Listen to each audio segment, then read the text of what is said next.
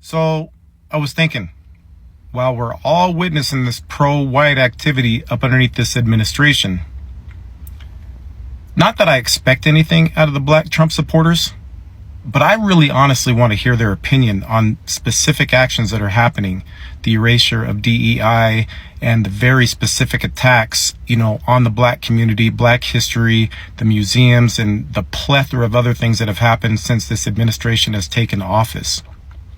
I'm interested. I was been doing some thinking about Trump's mission to get rid of DEI. And I think it's having an outcome the people that were rooting that on were not expecting, including Trump himself.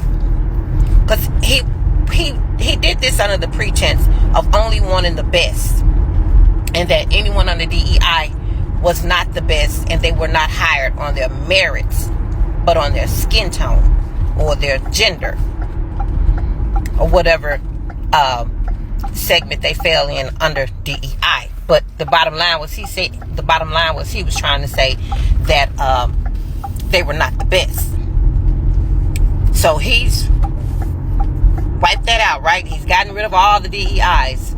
And the moment he got rid of supposedly all the DEIs who were the people that did not earn it, the unqualified, as soon as he did that and put in what he called only the best of the best, and only hiring the most intelligent, the most talented, the geniuses, right? Well, the moment he started putting his geniuses in place, the moment he starts putting in the most intelligent, the best of the best, planes started falling out of the air, which never happened when the DEI program was intact. And then when he continued that feat and went in and removed a 4-star general, a war-proven 4-star general who just so happened to be African American, he removed him in, put in drunk Pete Hegseth, and all of a sudden we are all aware of war plans. And it came out on a Signal app. This is the best of the best at work right here now. That's what I want you guys to realize.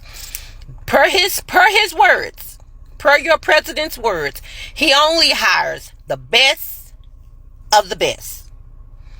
The brightest, the smartest, the geniuses, the what did he call the smartest? I can't think of what he said then. But the moment his picks are in, we're hearing about things we never heard about when DEI was intact. Could that possibly be because DEI is not just hiring people based on their skin tone or gender, but it's giving people of certain skin tones and certain genders an opportunity to be presented to the opportunity to get hired? The real F around and find out moment is here.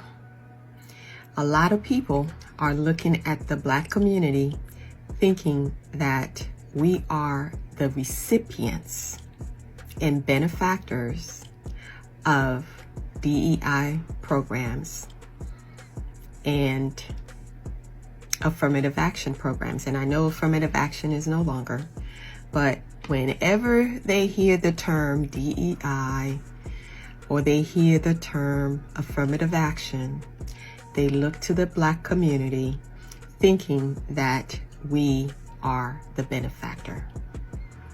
Now, here's some information for you. The number one recipient of DEI are white women. That is according to the U.S. Department of Labor. And others fall under that group, under the minority group, the ethnic minority. Number one recipient under that group are Latino and Hispanic Americans. Number two are Asian Americans. Number three are Native Americans. Number four, individuals with disability. Number five, veterans. Okay? And number 6, the LGBTQ plus community. And guess who comes last at receiving DEI benefits? Guess who comes last? That's right. Black Americans. Black people. Let me also say, you can do a Google search and you will see the primary benefactors of DEI programs are not only white women, but white men, white male CEOs. Those are the ones who have benefited the most from DEI initiative programs. Hello tribe, welcome to this channel. Here I go by Sherlock in case it's your first time. Now, this is the tea. Donald Trump doing away with the DEI program, terming it as a program that, brings on board incompetent personnel, was the wrong thing. The DEI, from the reactions that we just listened to and the very many other reactions that I've put together that you're going to listen to, had been or was a program that saw all these particular people on board. The gender, considering gender, race, and the different aspects as far as, let's say, for example, labor force was to go by. Now, there are reactions as to why this particular administration only would be for the white, people into the administration, skin tone rather, based on the skin tone. And I know we have got reactions from different quarters that this particular administration only favors these white skinned people, thinking and presumably that they are the right people, skilled and equipped with the right knowledge maybe to be in those various offices. Now, stay with me, because what I'm talking about here is that there are reactions, and especially from the Americans. I've sampled all the clips, put them together for the same. Now we're going to watch, and of course, as usual, guys, I'm going to circle back at the end of this particular show with my own deep critical, thoughts over the same. But along the line, don't forget to dropping us your comments on what exactly you think as part of this video and the actions. See you at the end. I was been doing some thinking about Trump's mission to get rid of DEI, and I think it's having an outcome the people that were rooting that on were not expecting, including Trump himself, because he did this under the pretense of only wanting the best, and that anyone under DEI was not the best, and they were not hired on their merits, but on their skin tone or their gender or whatever segment they fell in under DEI. But the bottom line was he was trying to say that they were not the best. So he's wiped that out, right? He's gotten rid of all the DEIs. And the moment he got rid of supposedly all the DEIs who were the people that did not earn it, the unqualified, as soon as he did that and put in what he called only the best of the best, and only hiring the most intelligent, the most talented, the geniuses, right? Well, the moment he started putting his geniuses in place, the moment he starts putting in the most intelligent, the best of the best, planes started falling out of the air, which never happened when the DEI program was intact. And then when he continued that feat and went in and removed a 4-star general, a war-proven 4-star general who just so happened to be African American, he removed him in, put in drunk Pete Hegseth, and all of a sudden, we are all aware of war plans. And it came out on a Signal app. This is the best of the best at work right here now. That's what I want you guys to realize. Per his words, per your president's words, he only hires the best of the best. The brightest, the smartest, the geniuses, the what did he call the smartest? I can't think of what he said then. But the moment his picks are in, we're hearing about things we never heard about when DEI was intact. Could that possibly be because DEI is not just hiring people based on their skin tone or gender, but it's giving people of certain skin tones and certain genders an opportunity to be presented to the opportunity to get hired? See, it wasn't that they were just hiring them because of their skin tone or their sex. They were being hired because for the first time, they were having the opportunity to be in those rooms.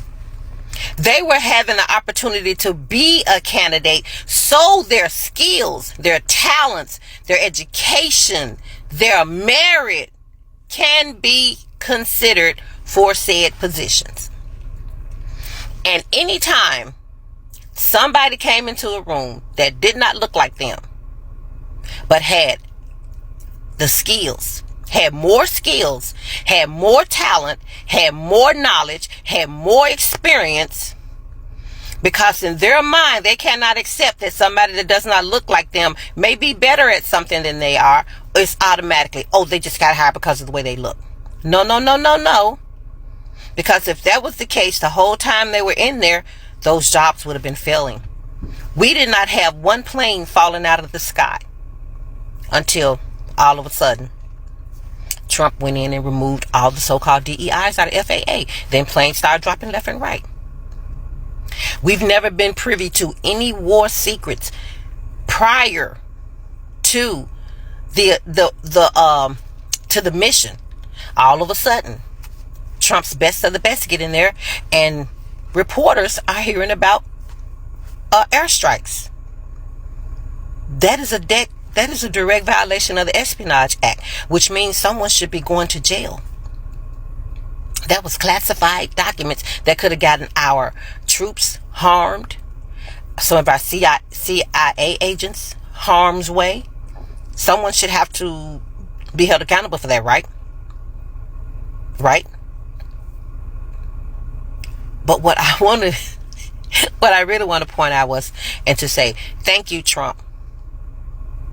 Yeah, I know this sounds weird, but thank you for proving to the entire world that your interpretation of DEI was dead wrong. Because the people you say have merit, look at what they're doing. Look at their skill sets at action. Look at their experience at play. Look at their talents at work. It looks completely different from what the people you removed were doing in those very positions. So I think you proved something, but I think you proved something you did not mean to prove. But you can't take it back. Every day we're seeing how the people who were really the best of the best, the people who were really the most talented and the most intelligent, we're seeing what happens when you remove those people and put in your picks. Your good old boys network. You know, the ones that be drinking and texting. Thank you for proving our point by trying to prove your point. When you get hired just because of the way you look, planes fall out the sky, war secrets get spread all about, and who else knows what's going on, right? So you may want to rethink that. You may want to just rethink that. It might save a few lives. You guys have a good one. Oh, one more question before I get out of here, guys. One question. Is it great again yet? Some friends wanted to know. Peace out. How do career outcomes differ for employees of different races and genders, and what might cause those differences in the workplace?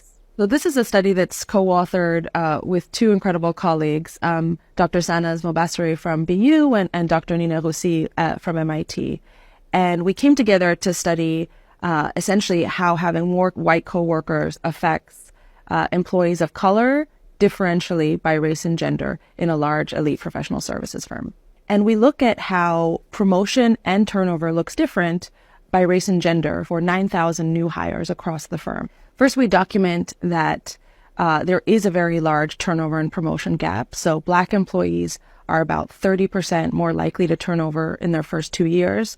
They're about 26% less likely to be promoted on time. There are many reasons why you might see differential turnover or differential promotion. We focus on the role of coworkers. So we look at whether or not the race of your coworkers in your first few teams has an influence on whether or not you get promoted or you turn over early. And what we find is a particularly strong effect for Black women. So there are many reasons why we might see these outcomes for Black women in particular.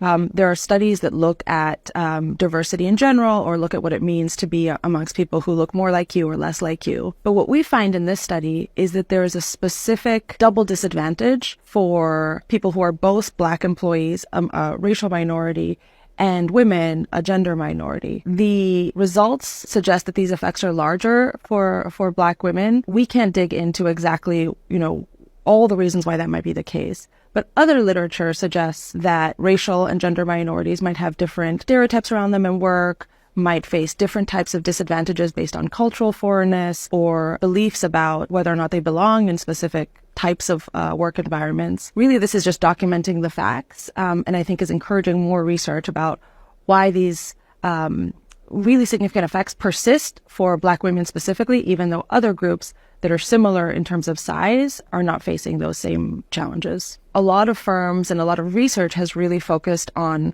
what we call pre-hire factors. So how do you fix the quote unquote pipeline to get more people into these elite high wage firms?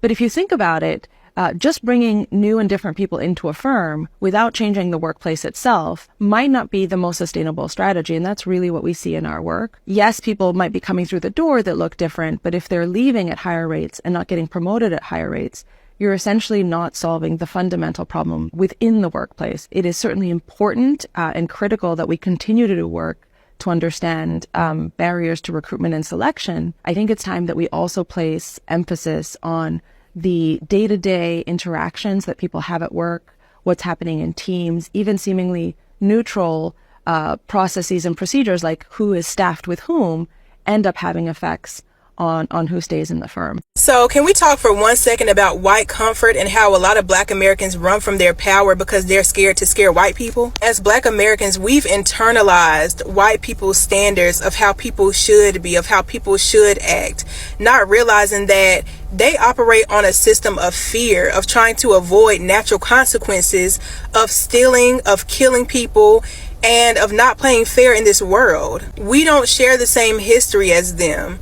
We don't share the same karma as these people. So when we're playing the game, when we're operating in society, I'm not saying act a fool or completely disregard social norms. But what I am saying is do what you have to do. But also, if a rule needs to be broken, break it. You're not breaking a rule. You're following your natural guidance system. You have to trust your natural guidance system because this system was not created for us to win. This system was not created for us to thrive. You know what I mean? They pretty much gave us the blueprint of how to act, how to speak, how to dress, how to show up, and called it laws and called it, the social norm. This is what everybody does. This is just normal. When in all actuality, they're trying to force us to operate in a way to keep them safe. They want us to operate in a way that doesn't spark any inspiration of a revolution. Best part of this study was that they used inexperienced new hires so that nobody had anything in the background kind of giving them a leg up or a reason. They gave everybody a very fresh slate. Black women were 26% less likely to get a promotion than their white counterparts. So Black women were 26% less likely to be promoted on time. More specifically, for every 20% increase of white people at the job, a Black woman's chance of promotion became less by 12%. So the more white people who were being hired, the smaller Black women were shrinking in their workspace. This even made the study start questioning, well, what are the long-term ramifications of this type of work experience if this is your first type of job experience? For Black women who go into white-dominated work fields, like, there is no solace from this. And it's not enough to hire more Black women. We need culturally competent workspaces that support Black women in the workplace rather than just having them there. Historically speaking, white people have always been adverse to manual labor. They have always found some way to source out their labor, whether it be tilling the lands, farming their food, mining the mines, the railroads. Now, in the age of manufacturing, it's all of their products, right? And the Chinese have been able to take advantage of this aversion. They've built their whole economy around it, in fact. It's actually funny because it's like a two-step mental process, because in white people's justification that they aren't made for manual labor, they've created a whole economy around servicing where they don't have to do manual labor, and then convince the entire world that people who do manual labor are less valuable. By service providing, I mean all the computer, hello, how are you doing type shit, right? The email drafting and basically the corporate bourgeoisie world, right? And that's really just the slave versus the overseer mindset, right? Someone does all the work and then you have someone manage the workers. That's basically what white supremacy is. Racism has always just been their justification for not wanting to be laborers. And the job market, the corporate world, the college educated, all of that is used to justify their aversion to labor. So here we are 159 years later, which is when slavery ended. We've established an entire economy around managing laborers. We source everything in America because of white people's aversion to labor, and then we slap logos on it, slap all this mental cognitive, everything that white people have created is jumping mental loops to justify the fact that they do not labor at all. There's no difference in these products. They're all made in China, right?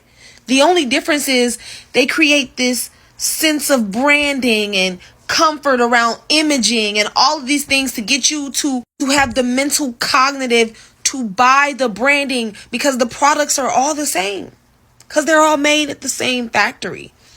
Everything about white supremacy is just jumping through mental loops to make you forget the fact that they do not make anything, that they are not laborers, that they refuse to do work, right? So that we will continue to spend money and work for them. The economy in America thrives off of all of this mental manipulation, because the truth of the matter is we do not make anything. We just manage everything. We manage our image. We manage the propaganda about who we are to the rest of the world, about what it is that white people actually do for jobs in America. It's all mental manipulation. We're a country of narcissists. Yikes. And here I am, tribe. I told you that at the end of this particular show I'll circle back with my deep analysis over the same. Now, it is evidently coming out very clear that you look at the circle of, let's say, for example, appointees that Donald Trump has made. I also do stand corrected. I can say that the largest percentage of those ones are, made up of, white skin tones. They need to be white. And, given the fact that, and on the point that the DEI is not done away with, it concludes or leaves us with a conclusion, or only one conclusion, that it is an administration that favors the whites and giving them the first priority. Even at that particular DEI program was put in place to see the diversity, the variations into the work of the labor force. Now, guys, that has been my opinion. I also do stand corrected. Do drop me your comments on the comment section, and see you in the next one. Signing out.